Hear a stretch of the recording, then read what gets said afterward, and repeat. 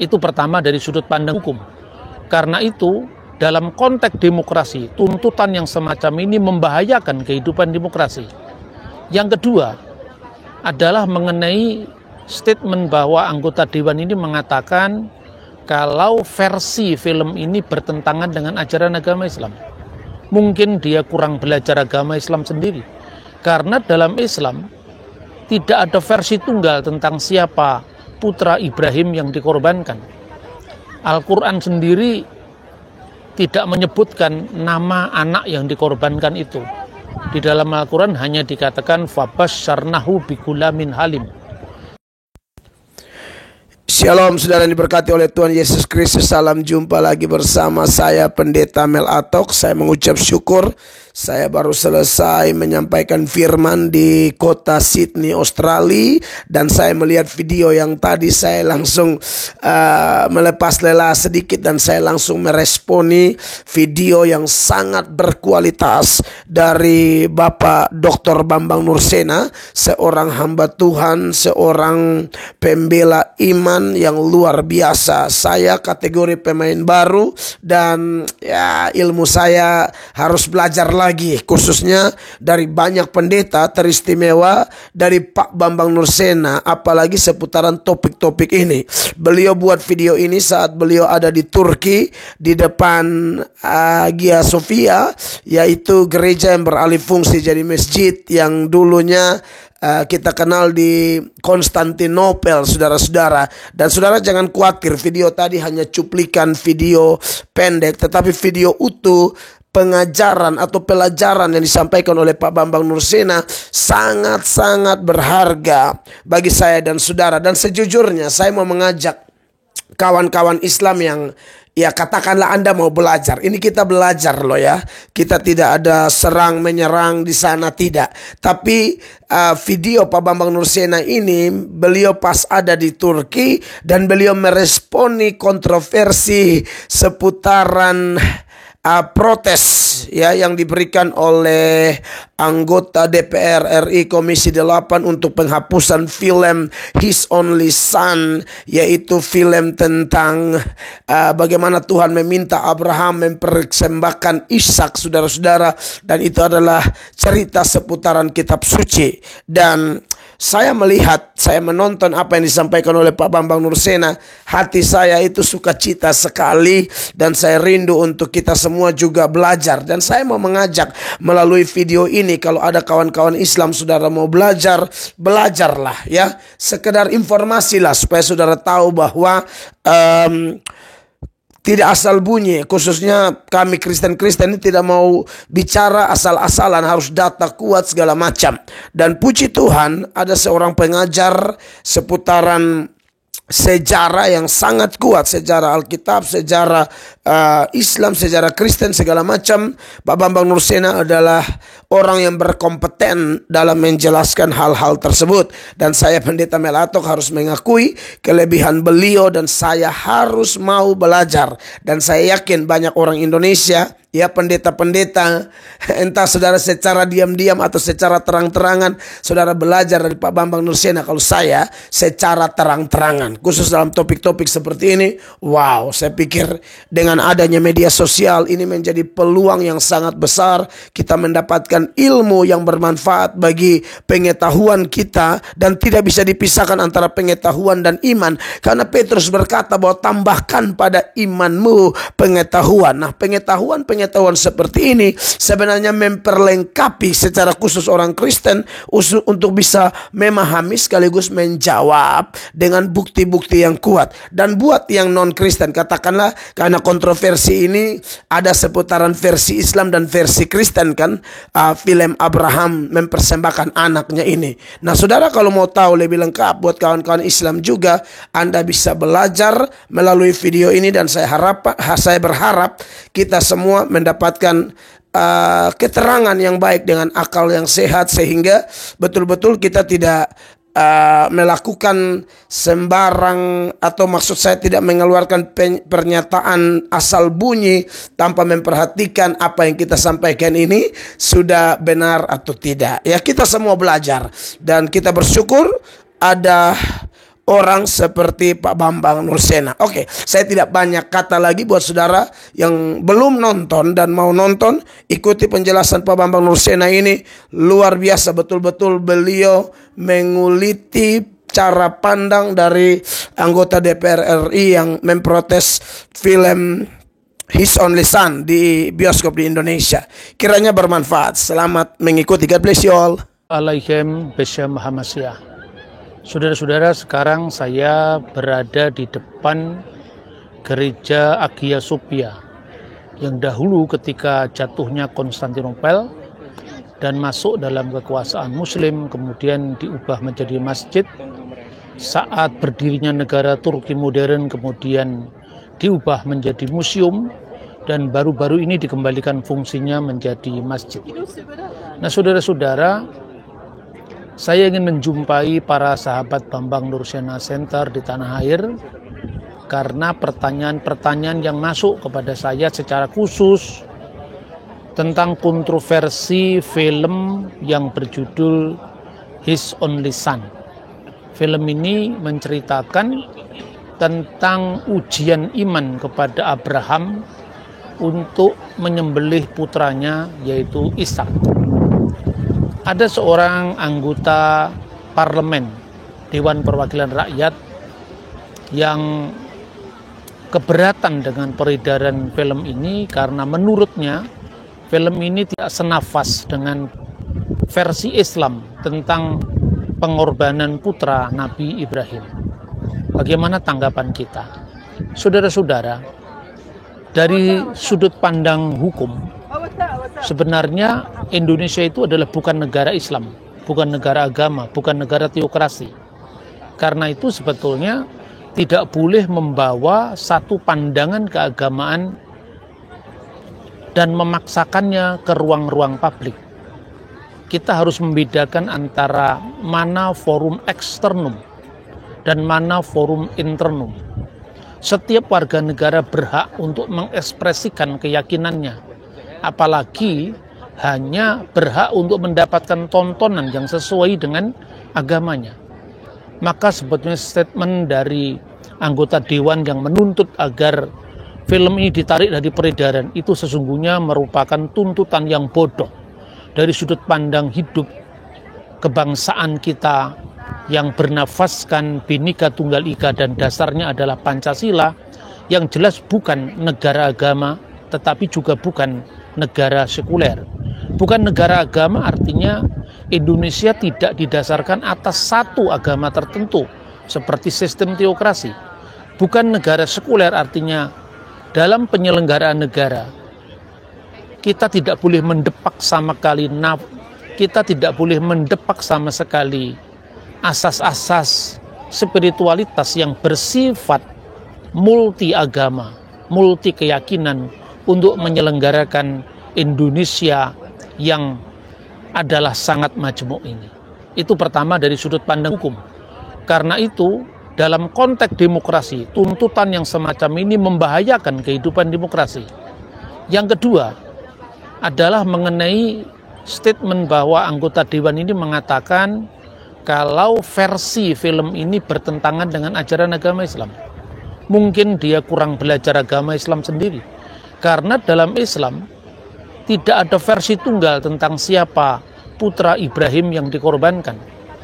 Al-Quran sendiri tidak menyebutkan nama anak yang dikorbankan itu.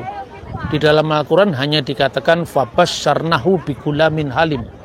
Sesungguhnya Tuhan telah menggembirakan dengan Ibrahim seorang anak yang amat sabar. Dan anak yang amat sabar ini tidak disebutkan namanya. Tentu sebagai seorang non-muslim saya tidak boleh terlalu jauh mencampuri tafsir agama Islam. Yang ingin saya sampaikan bahwa di dalam Islam sendiri ada berkembang dua versi. Ada hadis-hadis yang meriwayatkan Ishak, ada hadis-hadis lain yang meriwayatkan Ismail. Meskipun di Indonesia versi Ismail ini lebih populer dan lebih dianut banyak orang, tetapi tidak mengurangi fakta bahwa di Islam sendiri kontroversi tentang Ismail atau Ishak itu belum selesai. Nah, sementara itu pada pihak lain ada fakta yang harus diungkapkan bahwa putra Ibrahim yang nyaris dikorbankan Iska itu bukan sekedar pandangan agama Kristen, tetapi pandangan sejarah lebih dari satu agama. Minimum bisa saya sampaikan yang pertama adalah agama Yahudi yang berdasarkan Taurat yang dibaca oleh saudara-saudara kita yang beragama Yahudi. Disebutkan dalam Sefer Beresit 22 ayat 2 jelas di situ adalah Iska. Naskah kuno manapun menyebut itu adalah Iska. Misalnya, naskah yang paling kuno yang ditemukan di Gua Keempat yang dikenal dengan naskah-naskah Laut Mati atau The Dead Sea Scroll. Dalam tayangan saya beberapa minggu lalu, sudah saya buktikan bahwa di situ terungkap bahwa yang nyaris dikorbankan adalah Iska. Sampai naskah Masoretik yang menjadi standar dari naskah terlengkap dari abad 9 Masehi sampai abad ke-11 itu adalah Iska. Ketika kekristenan mewarisi Taurat yang sama ini, yang kita sebut dengan Perjanjian Lama, tentu Taurat dengan kitab nabi-nabi dan kitab-kitab suci yang lain, itu juga dikatakan Iska. Ada satu komunitas keagamaan yang lebih tua lagi, yaitu orang-orang Samaritan atau orang-orang Samaria. Di sana juga mereka memiliki Torah Somron, Taurat Samaria. Di situ juga disebutkan Iska. Artinya naskah Laut Mati dalam bahasa Ibrani, naskah Masoretik dalam bahasa Ibrani. Naskah Laut Mati berasal dari abad kedua sebelum Masehi. Naskah Masoretik berasal dari abad 10 setelah Masehi. Dan naskah Samaria itu satu komunitas keagamaan yang lebih tua lagi, meskipun naskahnya tentu tidak setua komunitas yang kita kenal, itu juga disebutkan Iska. Dalam Kejadian pasal 22 ayat 2 dikatakan, Chachna et binecha et yehideka aser achabta et yitzak wilehleka el eret hamuria. Ambillah anakmu yang tunggal yang kau kasih, yaitu Iska, dan bawalah dia ke tanah Muria. Satu-satunya perbedaan hanyalah pada kata-kata wilehleka el eret hamuria. Pada naskah Taurat Samaria dibaca wilehleka el eret hamuri, dan muri ini diartikan dengan Gerisim, berbeda dengan versi Yahudi yaitu Yerusalem. Tapi tentang nama Iska, naskah tua Ibrani manapun juga itu adalah sama. Yang kedua, jadi yang pertama itu adalah naskah Ibraninya di sana semuanya sama. Yang ketiga, ada 3 agama dari zaman yang berbeda-beda, yang keyakinannya juga berbeda. Mereka sama-sama menyembah pada satu Tuhan, yaitu Shema Yisrael, Adonai Eloheinu, Adonai Echad. Tetapi orang Yahudi percaya bahwa Musa telah memberikan tempat yang nantinya itu adalah dikenal dengan Yerusalem. Tatkala kakek moyangnya yaitu Abraham bertemu dengan Melkisedek, yang dalam tafsir Yahudi disebut sebagai Sem, imam pertama di dalam hukum Nuh atau Sefa Misfot bin Noah, itu adalah Yerusalem yang dikenal dengan tanah Muria. Sementara orang Samaria yang menolak eksistensi kota suci Yerusalem menafsirkannya sebagai Gerisim yang berada di Nablus, wilayah Palestina sekarang. Jadi 3 agama yang berbeda. Satunya percaya Yesus sebagai Mesias, yaitu Kristen. Satunya tidak percaya. Satunya tidak percaya Yerusalem sebagai tempat suci mereka. Tapi ketiga-kitanya mengatakan Iska.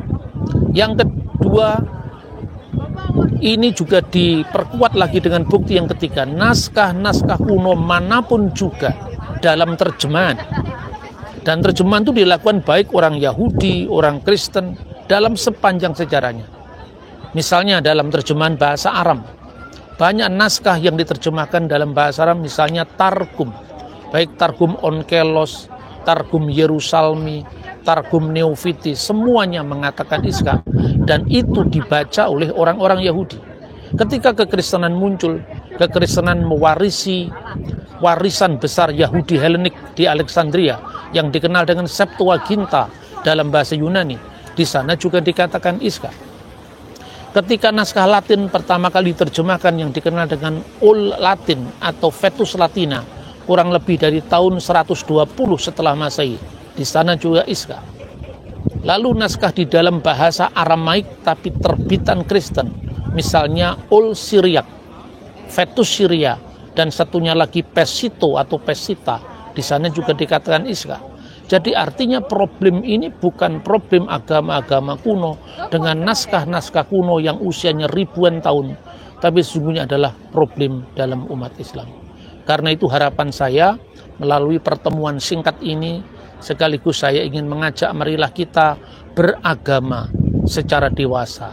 Kita tidak boleh memaksakan sudut pandang agama kita, apalagi di ranah publik di mana Indonesia itu adalah masyarakat yang sangat majemuk dan para leluhur bangsa ini telah mewariskan kepada kita sesanti Bhinneka Tunggal Ika, berbeda-beda tetapi satu. Nah saudara-saudara, karena itu pemaksaan pandangan agama tertentu ke ruang publik ini benar-benar bertentangan dengan nafas Bhinneka Tunggal Ika dan Pancasila kita sebagai dasar negara. Bung Karno ketika genting-gentingnya agresi, ketika Belanda masih terus mengincar kedaulatan Indonesia yang baru diproklamirkan pada tahun 1945, ketika itu di Jogja, Bung Karno sempat masuk ke satu gereja GPIB yang disebut GPIB Margoyudan. Dalam catatan media saat itu, Bung Karno sempat mengemukakan harapannya kepada masyarakat Indonesia yang baru merdeka. Apapun agamamu, Islam, Kristen, dan agama Hindu, Buddha, tetapi sentosakah engkau dengan pilihanmu masing-masing. Artinya memilih Kristen, memilih Islam, memilih Hindu, memilih Buddha, itu adalah urusan yang sangat personal.